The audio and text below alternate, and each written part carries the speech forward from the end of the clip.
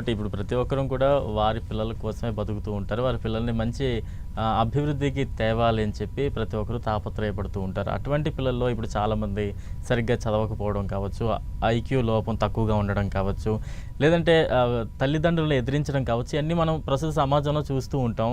వారు సన్మార్గంలో నడవాలంటే ఏం చేయాలి? ఎటువంటి పరిహారాలు ఏమైనా ఉంటాయా? పూజలు ఏమైనా ఉంటాయా?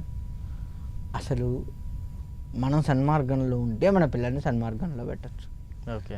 మనమే సన్మార్గంలో లేము. మన పిల్లలకి ఏం చెప్తావు? నువ్వు మంచిగుంటారా అది ఫస్ట్ అంటాడు వాడు. ఫస్ట్ క్వశ్చన్ మనల్ని వేసేది అదే. అవునా? నువ్వు చేసావులే లెస్స, నువ్వు తెచ్చావులే అనే ప్రశ్న ఎదురు సమాధానం ఖచ్చితంగా వస్తుంది. అంటే ముందు మనం ధర్మ మార్గంలో ఉండి భగవద్ధ్యానాలు చేస్తూ ఉంటే మన పిల్లలకు అది అలవాటు అవుతుంది. ఒకటి. రెండు, మనం చిన్నతనం నుంచే ప్రహ్లాదుడు 5 ఏళ్ళ వాడు. మరి వాడి కడుపులో ఉన్నప్పటి నుంచే మనకి విష్ణుమూర్తి అంటే ఏంటి, విష్ణు తత్వం ఏంటి నారదుల వారు ఉపదేశించాడు. ఒక తండ్రిలాగా, ఒక గురువులాగా ఆయన ముందు ఉపదేశించాడు కదా. ఆమె రాక్షసి, ప్రహ్లాదుడి యొక్క తల్లి. ఆమె నిద్రపోయింది, అయినా ఆయన లోపలుండి విన్నాడు. విని బయటకు వచ్చిన తర్వాత కూడా అదే ధ్యాసలో ఉన్నాడు. విష్ణువే మొత్తం అన్న ధ్యాసలో ఉన్నాడు.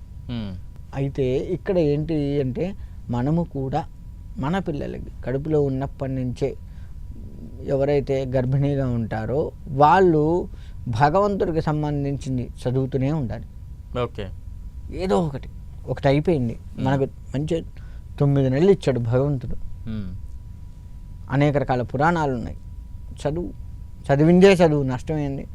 ఒకరోజు రామాయణం తీసుకో, ఒక నెల 2 నెలలు పడుతుంది. భగవద్గీత చూసుకో, ఓ నెల 2 నెలలు పడుతుంది.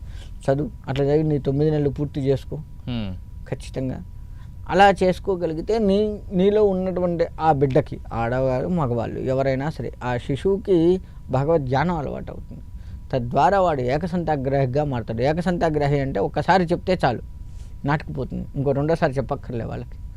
అలా తయారవుతారు. తర్వాత చిన్నతనం నుంచి భగవంతుడికి సంబంధించి ధ్యానం చేసుకోవాలి, భగవంతుడు అనేవాడు వీడు అని కొంత ఆధ్యాత్మికత నేర్పుతూ ఉన్నట్లయితే నువ్వు ఏ చదువులో అయినా సరే, ఇటు ఆధ్యాత్మిక చదువు కావచ్చు, అటు ఇంగ్లీష్ చదువు కావచ్చు, దేంట్లో అయినా వాడు గుర్తింపు తెచ్చుకుంటాడు. అంతేకాకుండా ఇప్పుడు మీరు ఇందాక ఐక్యూ తక్కువ ఉంటుంది, గ్రహణాలు ఉన్నాయి. గ్రహణాల సమయంలో నువ్వు పాటించవలసింది పాటించాలి. కాదని మొండిగా బయటకు వస్తే ఇలానే ఉంటుంది పరిస్థితి. చెప్పిన మాట వినకపోవడం, ఉన్నవాడు మెదడు ఎదుగుదల లేకపోవడం, ఇవన్నీ కూడా